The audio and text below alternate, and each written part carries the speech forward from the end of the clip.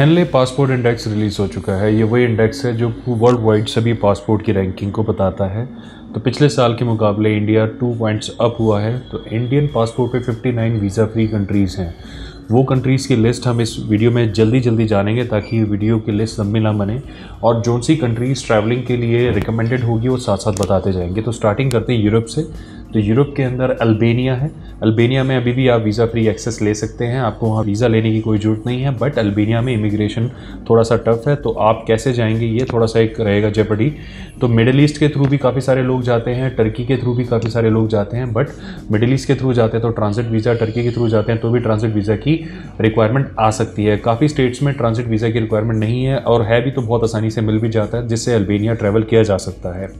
इस लिस्ट में अल्बानिया के साथ सर्बिया भी होता था, बट 1 जनवरी से वो हट चुका है। तो अब आप सर्बिया वीज़ा फ्री एक्सेस नहीं ले सकते, आपको प्रॉपर वीज़ा लेना होगा। यूरोप के बाद बात करते हैं मिडिल ईस्ट की। तो मिडिल ईस्ट के अंदर ईरान, जॉर्डन, ओमान और कतर, ये देश वो हैं जो वीज़ा फ्री एक्सेस देते हैं। बट सभी की कुछ ना कुछ कंडीशंस होती हैं कि आपके पास कुछ ना कुछ कंडीशन मीट होनी चाहिए। तो ईरान में ये है कि आपको पहले वीज़ा ऑन अराइवल लेना होगा, तो ईरान का वीज़ा ऑन अराइवल एक्टिव है। जॉर्डन में भी यही है कि आपको वीज़ा ऑन अराइवल लेना होगा। ओमान और कतर में वीज़ा फ्री एक्सेस है। कतर में इमिग्रेशन आपसे सवाल पूछ सकता है कि आप किस पर्पज़ से आए हैं, तो कतर डायरेक्ट ना जा करके अगर किसी और कंट्री के साथ क्लब करके जाएँ तो ज़्यादा बेटर है। इसके बाद बात करते हैं अमेरिका में। अमेरिका के साउथ अमेरिकन कंट्रीज की अगर पर्टिकुलरली बात करें, not America as a continent, ऐसे तो बहुत सारे हैं। साउथ अमेरिका की अगर बात करें तो बोलिविया है जो वीज़ा ऑन अराइवल ऑफर करता है कि आप वहाँ पे जाके वीज़ा ऑन अराइवल ले सकते हैं, और एल सल्वाडोर है जो वीज़ा फ्री एक्सेस देता है। बट अब ये कंट्रीज़ ठीक है वीज़ा फ्री एक्सेस या वीज़ा ऑन अराइवल दे तो रही है, बट वहाँ पे जाना ही बहुत बड़ा हरक्यूलियन टास्क है, क्योंकि डायरेक्ट फ्लाइट्स तो है नहीं, आपको ट्रांजिट फ्लाइट लेनी पड़ती हैं। और आयरनिकली ट्रांजिट फ्लाइट या तो वाया यूरोप है या फिर नॉर्थ अमेरिका है, जिनके वीज़ा मस्ट हैं। कुछ कनेक्शंस आपको मिल सकते हैं जो वाया मिडिल ईस्ट है, जहाँ पे आप ट्रांजिट वीज़ा जो बड़े आराम से मिलता है उसे लेकर भी पहुँच सकते हैं, लेकिन उसके लिए आपको थोड़ी सी एडवांस बुकिंग और रिसर्च करनी होगी। और इसके बाद बात करते हैं एशिया के अंदर आप भूटान और नेपाल को चाहे तो ऐड कर सकते हैं, वहाँ पे वीज़ा की कोई रिक्वायरमेंट नहीं है। इसके बाद है कंबोडिया, जहाँ पे आपको वीज़ा ऑन अराइवल मिलता है, यानी अगर आप थाईलैंड से कंबोडिया बाय रोड भी जाते हैं तो आपको वहाँ पे चेक पोस्ट पे वीज़ा ऑन अराइवल का स्टिकर वो दे देते हैं। लाओस में भी ऐसे ही है कि आपको वीज़ा ऑन अराइवल मिल सकता है। इसके बाद है मकाऊ जो चाइना में आता है। मकाऊ ने भी अभी से नहीं, बहुत पहले से वीज़ा ऑन अराइवल कर दिया था इंडियंस के लिए। जब वो हांगकांग के थ्रू ट्रैवल किया जाता था तो प्री अराइवल रजिस्ट्रेशन लेकर आप वहाँ पर जाके अपना वीज़ा ऑन अराइवल ले सकते होते थे। बट अभी क्योंकि चाइना का रिज्यूम फुली तरीके से नहीं हुआ है, तो अभी मकाऊ जाने की सलाह आपको नहीं देंगे अनटिल अनलेस जब इसकी 100% कन्विक्शन और कन्फर्मेशन हमारे पास आ सके। नेक्स्ट है मालदीव्स में भी वीज़ा नहीं चाहिए होता, ऑन अराइवल मिल जाता है। फिर है म्यांमार, जिसे बर्मा भी कहते हैं, वहाँ पर भी वीज़ा ऑन अराइवल ले सकते हैं। इसके बाद आ जाता है श्रीलंका जो हमारा पड़ोसी देश है, वो हमें ई वीज़ा भी देता है, वीज़ा ऑन अराइवल भी देता है। आप वहाँ पर जाके दोनों में से जो भी आपको ठीक लगता है आप ले सकते हैं। इसके बाद आ जाता है थाईलैंड में भी यही है, आपको वीज़ा ऑन अराइवल जाके वहाँ पे स्टैम्प मिल जाती है। थाईलैंड तो शुरू से वीज़ा ऑन अराइवल रहा है, बीच में थोड़े टाइम के लिए कोरोना के केस में बंद हो गया था, बट अभी पूरी तरीके से रिज्यूम हो चुका है। एशिया में लास्ट कंट्री है तिमोर लेस्ते, इसे कुछ लोग तिमोर लेस्ट भी कहते हैं। तो तिमोर लेस्ट या तिमोर लेस्ते ये इंडोनेशिया के बगल में एक छोटा सा आइलैंड देश है, मतलब आधा आइलैंड तिमोर लेस्ते और आधा आइलैंड जो है इंडोनेशिया के अंडर आता है। आप यहाँ पर भी जाए तो इंडोनेशिया के थ्रू भी ईजिली जा सकते हैं। इंडोनेशिया में भी आपको वीज़ा ऑन अराइवल मिल जाता है, और वहाँ पर जाकर आप तिमोर लेस्ते को विजिट कर सकते हैं। इसके बाद बात करते हैं कैरेबियन आइलैंड देश की, कैरेबियन एरिया की। कैरेबियन एरिया जो आपने मूवीज़ में सुना होगा, पायरेट्स ऑफ कैरेबियन, ये पूरा एरिया अमेरिका के अंदर आता है।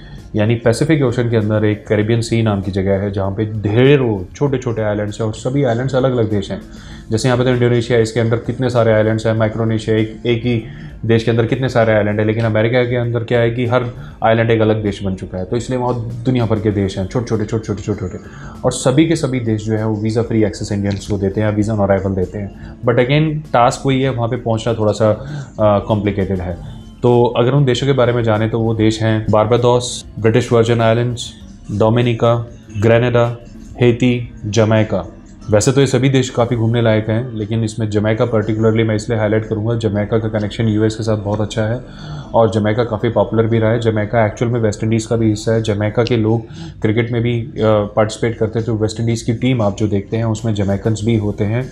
और जो स्प्रिंटर है, जो वर्ल्ड रिकॉर्ड होल्डर है फास्टेस्ट 100 मीटर्स का, वो भी जमैका से है, जिनका नाम है उसेन बोल्ट, तो वो भी जमैका से ही है। इस लिस्ट को कंटिन्यू करते हैं। नेक्स्ट है Montserrat, Saint Kitts and Nevis, Saint Lucia, Saint Vincent and Grenadines, um sorry, मेरी थोड़ा सा प्रोनाउंसिएशन इस टाइप का है कि मैं रीचेक करके ही आपको बता रहा हूँ। त्रिनिदाद एंड टोबैगो, ये सारे, इनमें जमैका के बाद अगर कोई कंट्री है तो त्रिनिदाद टोबैगो ही मैं आपको बोलूँगा। त्रिनिदाद टोबैगो में बहुत लार्ज इंडियन डायस्पोरा भी रहता है। ये वो इंडियंस हैं जो, जब ये आइलैंड ब्रिटिश के अंडर था तो यहाँ पे शुगर केन की प्लांटेशन करी थी इन्होंने 18-19 सेंचुरी में। तब इंडिया से लेबर्स को लेकर गया था वहाँ पे, फार्मर्स को लेकर गए थे ये लोग कि वहाँ पर जाके ये शुगर केन यानी गन्ने की खेती करेंगे। तो ये लोग वहीं पर ही बस गए थे।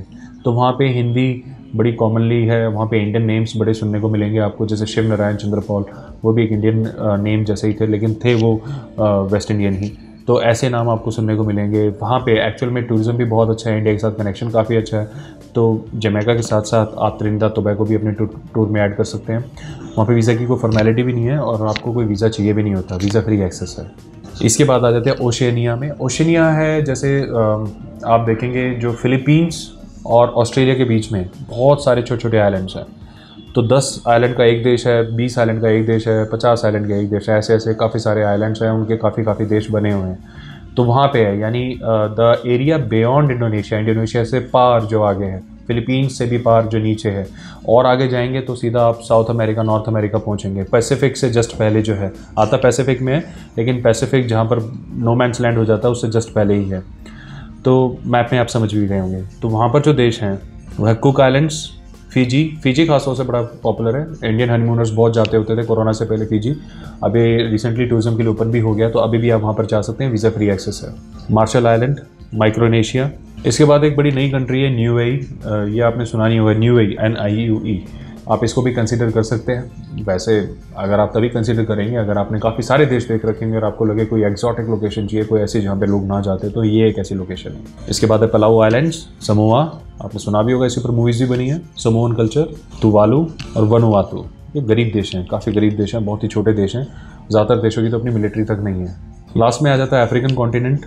तो अफ्रीका के अंदर भी काफ़ी सारे देश हैं, बोत्सवाना, बुरुंदी, केप वर्दे आइलैंड्स, कोमोरो आइलैंड्स, इथियोपिया। यहाँ पे इथियोपिया घूमने लायक जगह है। इथियोपिया बहुत बढ़िया जगह है, अगर आप इथियोपिया का ऐड करना चाहें तो कर सकते हैं। काफ़ी गरीब देश है बट टूरिज़्म के लिहाज से काफ़ी इंप्रूव भी कर चुका है पहले के मुकाबले अगर आप देखें। तो इथियोपिया जो है वो सूडान की बगल में है, तो सूडान वाला जो एरिया प्रॉब्लमेटिक है। एक तरफ से सोमालिया, एक तरफ से सूडान है, तो आप समझ सकते हैं कि थोड़ा सा प्रॉब्लमेटिक एरिया तो है। बट इथियोपिया अगर आप जाते हैं ऑर्गेनाइज ट्रैवल में तो एक अच्छी जगह है, देखने लायक है। गेबॉन, गिनी बिसाऊ, मदागास्कर। मदागास्कर अगेन एक बहुत बड़ा आइलैंड है, बहुत ही बड़ा, आप मैप में भी देखें, सच अ ह्यूज आइलैंड, बट बहुत ही गरीबी है। मदागास्कर में भी ये था कि लोग मिट्टी के पकोड़े बना के खाते होते थे और मिट्टी की रोटी बना के खाते होते थे। इतनी गरीबी है वहाँ पे कि उन्होंने मिट्टी को हजम करना सीख रखा है, क्योंकि माइंड को जो है जैसा प्रोग्राम करते हैं माइंड वैसा एक्टिव करता है। आप अगर गूगल में सर्च करेंगे तो मिट्टी की रोटी बना के लोग खाते होते हैं। तो वहाँ इतनी गरीबी है। बट मदागास्कर में बहुत हॉलीवुड मूवीज़ भी शूट हुई हैं। आई डोंट नो वहाँ पे पैसा कहाँ जाता है, टूरिज़्म भी बहुत जाता था वहाँ पे, नेशनल जोग्राफिक वाले वहाँ तो घुसे रहते थे। अभी भी वहाँ पे बड़े एक्जॉटिक ऐसी प्लांट्स की और एनिमल्स की स्पीशीज़ हैं जो सिर्फ मदागास्कर में है, बाकी रेस्ट ऑफ द वर्ल्ड में आपको देखने को नहीं मिलेंगी। तो अगर आप एक्चुअल में कोई ऐसी लोकेशन देखना चाह रहे हैं जिसके साथ इंडिया की कनेक्टिविटी भी हो, जहाँ वीज़ा की प्रॉब्लम भी ना हो और बहुत सस्ता भी हो, तो मदागास्कर आप कंसिडर कर सकते हैं। बट रिमेंबर वहाँ बैक पैकिंग ना करें, बैक पैकिंग सोच के ना जाएँ। वहाँ पर अगर आप जा रहे हैं तो एक ऑर्गेनाइज ट्रैवल लेके शुरू में ही सारी जो टैक्सी, होटल, फ्लाइट सब कुछ शुरू में एडवांस में बुक करके जाएँ। इसके बाद है मॉरिटानिया, मॉरिशियस का तो इंट्रोडक्शन की जरूरत ही नहीं है, one of the very hot spot for honeymooners. Mauritius एक वेरी रिच कंट्री भी है, अफ्रीकन स्टैंडर्ड से देखा जाए तो बहुत रिच है। वहाँ पे वर्किंग क्लास ज़्यादातर इंडियंस की है और हिंदी इज़ वाइडली एक्सेप्टेड, हर कोई बोलता होता मिलेगा आपको वहाँ पे। मॉरिशस की भी कुछ ऐसी हिस्ट्री है जो मैंने आपको अभी त्रिनिदाद टोबैगो की बताई थी।